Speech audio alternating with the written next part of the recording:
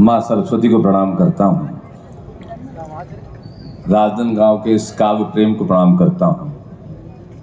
Doctor Raman Singh ji, आपके जन्मदिन के 2 दिन बाद हम यहाँ उपस्थित हैं, लेकिन ये उत्सव इस तरह से, इस तरीके से मनाया जाएगा। मैं आपके प्रति इस जनता के प्रेम को प्रणाम करता हूँ, जो अद्भुत प्रेम है। मैं आपको बहुत बहुत बधाई देना चाहता हूँ।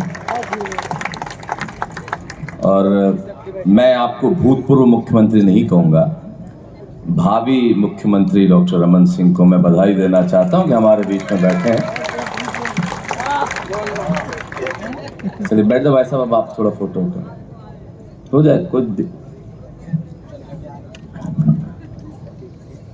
पिछले 5 घंटे तो लगभग हो गए, 5 घंटे से 25-30 हजार लोग एक साथ, और एक भी व्यक्ति ऐसे गया नहीं। ये हिंदी कविता की ताकत है साहब। यकीन मानिए, इस देश में बड़े से बड़े फिल्म स्टार की 300-300, 400-400 करोड़ की फिल्में बनती हैं।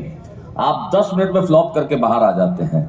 यहाँ कोई भी ऐसा चेहरा नहीं है। हमारे पास बच्चन साहब नहीं, हमारे पास शाहरुख खान, सलमान खान नहीं, हमारे पास हिंदी कविता। और हिंदी कविता 5 घंटे तक अगर लोगों को बिठा के रखे तो ये ताकत हमारी भाषा की है, हिंदी की है। इसलिए ये मोबाइल बंद कर दीजिए प्लीज, मोबाइल बंद कर दो और सुन लो। और इस बच्चे के हाथ में मोबाइल देखता हूँ तो मुझे कष्ट होता है। अगर संस्कृति बचानी है तो इन बच्चों के हाथ से मोबाइल छीन लो, इनको किताबें दे दो हाथ में, तो शायद संस्कृति बच जाएगी। 5वीं क्लास की बच्ची नहीं होगी जिसके हाथ में मोबाइल है। और जब हम 5वीं क्लास में पढ़ते थे, इसी बात से खुश हो जाते थे 6वीं में पेन मिलेगा।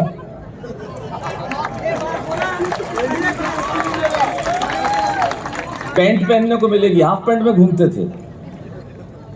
मत मोबाइल, और रिकॉर्ड करके करेंगे भी क्या आप लोग? अपलोड देख लीजिए। देखिए, मैं मोबाइल का विरोध नहीं हूँ डॉक्टर रमन सिंह साहब, क्योंकि हम सब लोग इसका इस्तेमाल करते हैं, लेकिन हम समझ ही नहीं पा रहे कि हम इससे क्या भूल रहे हैं और क्या खो रहे हैं। हमें पता ही नहीं है। हम लोग इतने संवेदनहीन हो गए, अभिषेक के किसी का एक्सीडेंट होता है तो हम रिकॉर्ड करने लगते हैं, बचाते नहीं है। पिछले दिनों मैं एक वीडियो देख रहा था, कहीं आग लगी एक बिल्डिंग में, लोग कूद रहे थे जान बचाने के लिए, लोग वीडियो बना रहे थे। उस समय में हम फायर ब्रिगेड को फोन कर सकते थे, पुलिस को फोन कर सकते थे। हम समय नष्ट कर रहे थे, हमने सोचा ही नहीं कि हम क्या खो रहे हैं। और आपने मोबाइल ने सब कुछ ले लिया आपका। आप समय इस पे देखते हैं, इसने घड़ी छीन ली। आप तारीख इस पे देखते हैं, इसने कैलेंडर छीन लिया। आप हिसाब इस पे करते हैं, इसने कैलकुलेटर छीन लिया। इसने हमारे रिश्ते और बच्चे छीन लिए। अरे मुझे देखने का आनंद का एक क्षण बचा, ऐसे तो बचा लीजिए। इसलिए इस मोबाइल को जेब में रख लीजिए। मैं चाहता हूं,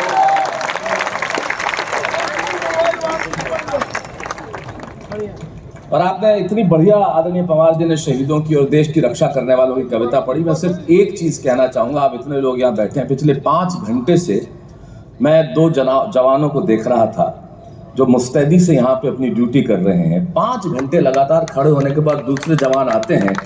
आप देखिए, ये हिले भी नहीं। ये देश के रक्षक हैं, ये खड़े, इनके लिए जरा एक बार जोरदार तालियां बजाइए जो 5 घंटे से यहाँ पे खड़े हैं। हमें इस वर्दी का सम्मान करना चाहिए। आइए, मैं ओज का कवि नहीं हूँ, आदरणीय हरिओम पवार जी ओज के कवि हैं, ओज मेरा विषय नहीं है, लेकिन मैं सिर्फ एक पंक्ति कहना चाहता हूँ शहीदों के नाम। मैंने जीवन में इससे बेहतर कुछ नहीं लिखा।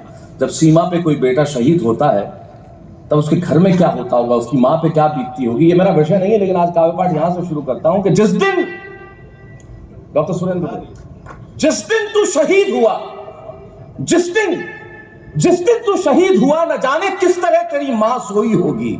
मैंने इससे ज्यादा कुछ नहीं लिखा, एक पंक्ति में सुनाता हूं। जिस दिन तू शहीद हुआ, न जाने किस तरह तेरी मां सोई होगी। मैं तो बस इतना जानूं, वो गोली भी तेरे सीने में उतरने से पहले रोई होगी।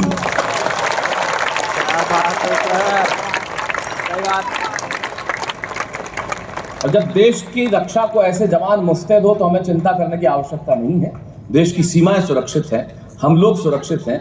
और जैसा कि आपने देखा, अब तो देश के लाल किले की प्राचीर पे एक ऐसा व्यक्ति बैठा है जो बोलता है तो सारी दुनिया सुनती है, और जब वो बोलता है तो सारी दुनिया झुकती है। तब मैं कहना चाहता हूँ, ये देश खड़ा होकर ये भाषा बोलते, मेरी 4 पंक्तियां डॉक्टर हरिओम पवार को समर्पित करता हूँ। ये उनका विषय है, इसलिए मैंने इस विषय में कुछ लिखा नहीं, लेकिन समर्पित करता हूँ। मैंने ये कहा कि हमारे इरादे विध्वंसक नहीं है, सचमुच हमारे इरादे विध्वंसक नहीं है, हम लोगों ने कभी विध्वंस नहीं किया। भारत 5000 साल से विध्वंस कभी नहीं किया, सृजन किया। सचमुच हमारे इरादे विध्वंसक नहीं है और अकारण युद्ध के हम भी प्रशंसक नहीं है। 140 करोड़ लोगों का देश ये खड़ा होकर भाषा बोल दे तो किसी हरिओम पवार को तालिबान के खिलाफ कविता लिखने की, आतंकवाद के खिलाफ कविता लिखने की जरूरत नहीं पड़ेगी, जो भाषा मैं बोलने जा रहा हूं। और ये भाषा मुझे खुशी है कि देश की लाल किले की प्राचीर पे बोली जाती है और सारी दुनिया सुनता है कि सचमुच अब हमारा इरादा विध्वंसक नहीं है, अकारण युद्ध के हम भी प्रशंसक नहीं है। अहिंसा के पुजारी हैं हम, लेकिन सुन ले दुनिया, अहिंसक है हम, नपुंसक नहीं है। क्या बात है सर। और ये भाषा बोली जाने लगी। हालांकि पवार जी, आप कह रहे थे पाकिस्तान चरणों में आ जाएगा, क्या करेंगे उसे चरणों में लाके? हमारी एक खाली मिसाइल वहां गई थी जिसमें प्रधानमंत्री को डायरिया हो गया था और वहां के प्रधानमंत्री ने हमारे गृह मंत्री जी को 4 बार फोन किया। आप तो उपाध्यक्ष पार्टी के, आप जानते होंगे, इन्होंने उठाया ही नहीं। ये फोन करेंगे उठाए नहीं, ये फोन करेंगे उठाए नहीं। अगले को पता ही नहीं चला, 5 बार मिस्ड कॉल देके वो बीजेपी का मेंबर बन गया।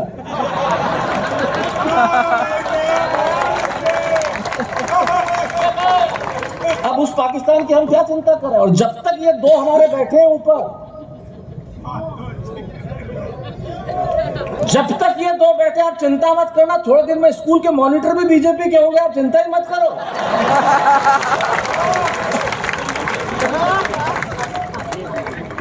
कुछ करने की आवश्यकता नहीं है। और क्या अमेरिका की औकात? जो बाइडेन दुनिया के चाहे जितने परमाणु बम बना ले, चाहे जितनी मिसाइल बना दे, चाहे जितनी दादागिरी कर ले, उसको कहना हिम्मत है तो एक बार आ और रायपुर से दुर्ग सड़क तक आके दिखा तू एक बार। बहुत खूब सर, बहुत खूब। क्या बात है।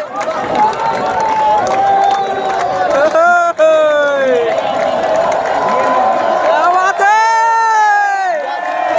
गजब सर, गजब। नहीं, बाइडेन को अपने भाई जी याद आ जाए तो बोल रहा।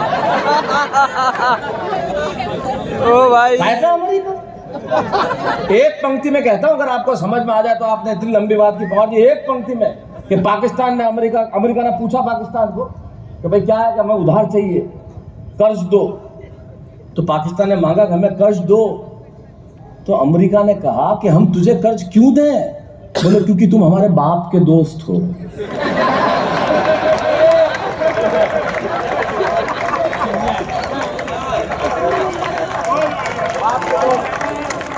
मैं ऐसी लंबी बातें करूंगा ही नहीं, मेरे से हो ही नहीं सकती है लंबी लंबी बातें। मेरे बाप से नहीं लिखी जाए कभी। डॉक्टर साहब, मैं राजस्थान का आदमी और आप तो राजस्थान के समधी हैं, तो आप तो मेरे भी समधी हुए। कोटा से आप बेटी लेके आए, बहू लेके आए हैं, तो आप हमारे भी समधी हुए। और मैं जोधपुर का, जोधपुर में रावण को जो है दामाद मानते हैं, क्योंकि मंदोदरी जो है वो जोधपुर की थी। जोधपुर में रावण को दामाद मानते हैं और सारे देश में दामाद को रावण मानते हैं। आप कुछ नहीं कर सकते।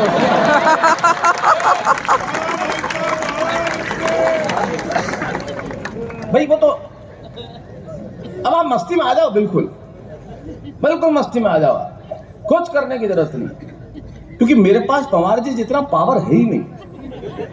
पवार जी तो ऐसे कवि हैं जो सटीक वीर रस लिखते हैं। मैं सब यकीन दिलाता हूं आपको, इस देश में मुझे इस माइक पे कहते कोई गुरेज नहीं है। जितने वीर रस के कवि हैं, बस वो ये कोशिश करते हैं हम किसी तरह हरिओम पवार हो जाए। क्या बात है सर।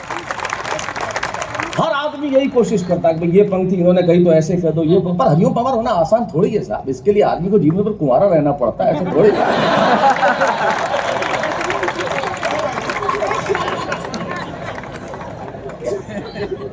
मस्त। अरे रख देना भाई, मोबाइल करेगा क्या इसका? करना तो काचा बादाम ही है तेरे को। क्या बात है सर। और छत्तीसगढ़ में तो बचपन का प्यार भूल मत जाना रे। हाँ, करना क्या है? मोबाइल से रिकॉर्ड करके भेजोगे किसे यार? क्या करोगे इसका? कुछ काम नहीं आने वाला। बर्बाद कर दिया है। माँ बाप पूरे सारी जिंदगी भगवान का दुआ मांगते हैं हमारे बेटा हो जाए, वो फेसबुक पे पूजा शर्मा बन के बैठा हुआ है। ओ भाई, आप मस्ती में आ जाओ बस। मुझे मस्ती दिला देना, बहुत थका हुआ आया हूँ, लेकिन एक बात कहना चाहता हूँ, अगर मैं रंग में आ गया तो आज की रात राजनांदगांव को भूलने नहीं दूंगा। बस मुझे रंग में ले आना एक बार बस।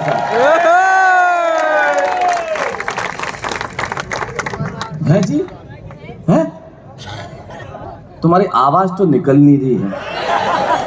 उम्र देखो तुम्हारी, और इस उम्र में ऐसा चरित्र, और वो भी रमन सिंह जी के पीछे बैठ के। कुछ तो शर्म करो यार। ये आपने बहुत आजादी दे रखी है रमन सिंह जी आपने। अच्छा झुका के कभी जी, ताकि पास में बीवी दे। अब घर जाना तुम, यही बैठी, अभी कहेंगे इनको कि रास्ते में आयोडेक्स खरीद लेना। हाँ तो ये कहेंगे चोट तो लगी नहीं, बोले घर तो चलो, हो जाएगा थोड़ी देर में। तो मस्त रख दे बेटा, मोबाइल रख दे, मस्त रहे। ये मोबाइल एक तो झूठ बोलने वाली मशीन। डॉक्टर साहब मैं आपको एक बताता हूँ, ऐसा ऑब्जर्वेशन आपको जिंदगी में कोई नहीं बताएगा। मोबाइल पे अचानक कोई पुरुष का स्वर बात करते हुए मीठा हो जाए तो समझ लो सामने स्त्री है जो उसकी नहीं है। अचानक हेलो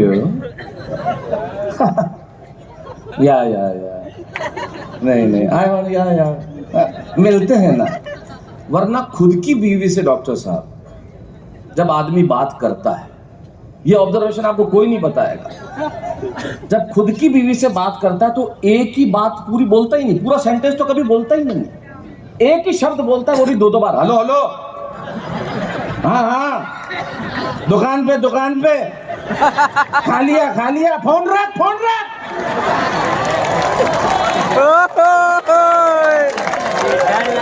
पब्लिक रिएक्शन भी दिखा कर नहीं वाली बसता है क्यों? अब ये पवार जी भी ऐसा जिन्होंने जीवन में बात नहीं की है, सुनी नहीं किसी ने। इनका पीड़ा देखो आप, को बहुत कष्ट होता है। फिर क्या करे आदमी, तालिबान खून खराबा करे, नहीं तो करे क्या बेचारा। कुंठा है कहीं तो नहीं तुम्हें। ये तो हमारा बड़े जैसे कहते हैं ना जागरूक वीर रस के। मैं बहुत बड़ा फैन, मैंने जिंदगी का पहला कविसन 42 साल पहले, और मेरे से पवार जी का रिश्ता जो है प्यार का, स्नेह का, मोहब्बत का, मजाक का, आप यकीन नहीं मानेगा। अभी जब बैठे तो मैंने 1000 रुपए दिए इनको अभी, हाँ, और इन्होंने 500 एक्स्ट्रा और खींचे। ये सच है, झूठ नहीं है, मैं सही बता रहा हूँ। काल पाठ करते बैठे, मैंने कहा बहुत बढ़िया पढ़ा आपने लो साहब। देखा ना अभिषेक, आपने देखा 42 साल पहले पहला कवि सम्मेलन मैंने पढ़ा था। उस पहले कवि सम्मेलन मुझे 100 रुपए मिले थे। मैंने 5000 दिए थे, कुल 1500। 100 रुपए, एक तो तारीफ कर रहा हूँ, बीच में बोल के और खराब कर रहे हो अपनी गति यार तुम। और 100 रुपए 1980-81 में मिले थे, जिसमें 20 रुपए इनका हिस्सा था। मैं जानता हूँ 5 कवि थे, लेकिन वो 20 रुपए किसी 20 अरब 20 करोड़ से कम नहीं है साहब, क्योंकि उसने ही वो ताकत दी कि हम यहाँ आगे खड़े हुए। और पवार जी मेरे बहुत प्रिय है, इसलिए मैं कह सकता हूँ, इनको कहता हूँ, मजाक का हमारा रिश्ता भी है, तो बहुत सटीक वीर इसके कवि हैं। वरना हमारे वीर इसके कवि इतने जोश में आ जाते हैं और गलत जगह पे जोश में आ जाते हैं। एक गया बैंक में पैसे निकलवाने के लिए, थोड़ा वॉल्यूम बढ़ा देना भैया, तो बैंक वाले ने कहा पैसे नहीं है, और तुम माल्या को उधार।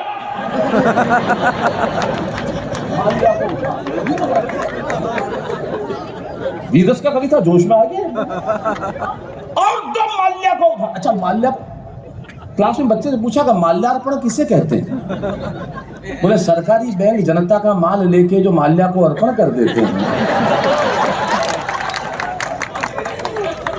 उसे माल्यार्पण कहते हैं। तो गया बैंक में, तो शंभू ध्यान रखियो तू, हाँ सारी दुनिया की याद करते घूमता है तू। शंभू को पहली बार टेलीविजन पे मैंने कविता पढ़ाई थी, अब हमारा स्टार हो गया है ये, अब बहुत अच्छा पढ़ रहा है। बस इतनी सी बजी तेरे लिए। आप बड़ी जोर से। एक तो ये दोनों बैठे हैं इधर, मतलब समबाहु विषमबाहु। जब मैं स्कूल में पढ़ता था मैं हमेशा समझता था समबाहु विषमबाहु राक्षसों के नाम है।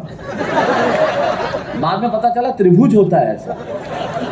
पर ये जो कलर कजिन्स बैठे हुए हैं, हाँ कलर कजिन्स ये दोनों, देखो आप कमाल के सुबह सुबह आया मेरे पास एकदम पाउडर लगा हुआ, भाई साहब कैसा लग रहा हूँ? मैंने कहा जामुन पे नमक लगा हुआ देखा।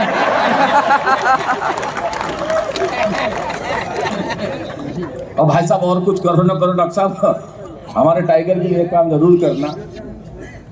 मुख्यमंत्री राहत कोष तो रहता ही है, अब भी होगा। टाइगर के घुटने का ऑपरेशन करा देना आप, बहुत जरूरी है। सुरेंद्र दुबे हमारे बड़े प्रिय हैं, इससे बात करता तो गए बैंक में गए, उसका कभी जोश में आ गया अचानक, उनका पैसे नहीं है, क्लर्क ने कह दिया और तुम माल्य को उधार। अरे बोले बैंक में पैसे तेरे खाते में नहीं, निकल यहाँ से।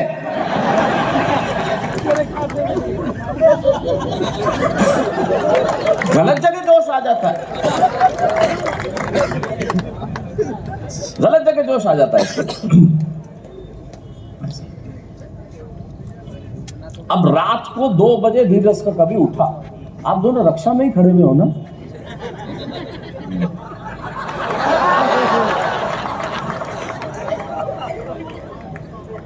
पता नहीं भाई साहब, इनको देख के आदमी डर उड़ जाए। कटप्पा